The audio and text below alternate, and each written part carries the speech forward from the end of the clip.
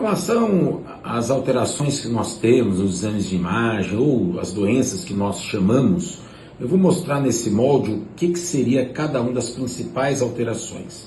Então, por exemplo, aqui está a coluna lombar e aqui o osso do quadril, o osso ilíaco. A coluna lombar, todo mundo fica com receio. Poxa, doutor, eu tenho lordose. Todo mundo tem lordose. O que é a lordose? Lordose é essa curva que a gente vê na coluna lombar que me joga para trás. Isso é normal.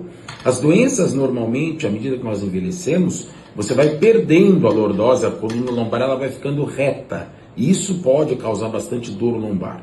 Mas ter a lordose é normal. Quanto que eu tenho? Quantos ângulos de lordose? Isso cada um tem uma angulação normal. A gente vê através do quadril, de um ângulo no quadril. Mas o fato de ter lordose, muito ou pouca, não quer dizer que seja doença, porque depende dessa angulação do quadril. O que a gente sabe é que à medida que a gente envelhece, a perda da lordose normal daquele indivíduo pode ser dolorosa. Outra coisa extremamente interessante é a dor sacroiliaca, que é uma dor extremamente comum. Só para você ter ideia, é a dor mais comum depois da cirurgia de parafuso na coluna. Então a dor sacroiliaca ela é aonde? Ela é entre o sacro e o osso ilíaco, é nesta articulação. E é uma dor extremamente interessante que, além de ser muito comum, você pode fazer exames de imagem que muitas vezes, mesmo o exame de imagem mostrando que aqui está normal, a dor é sacroiliaca. O diagnóstico da dor sacroiliaca não é feito por exame de imagem. Exame de imagem a gente faz para descartar qualquer outra coisa, uma doença reumatológica, um tumor, alguma outra patologia.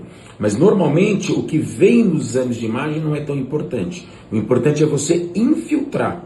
Se você infiltra a sacroiliaca e a dor melhora, confirma que a dor é sacroiliaca. Então, na coluna lombar, as coisas mais importantes são as vértebras formando essa lordose e a articulação sacroiliaca. E dentro de cada unidade funcional, o que é uma unidade funcional? Você tem uma vértebra, um disco e uma outra vértebra.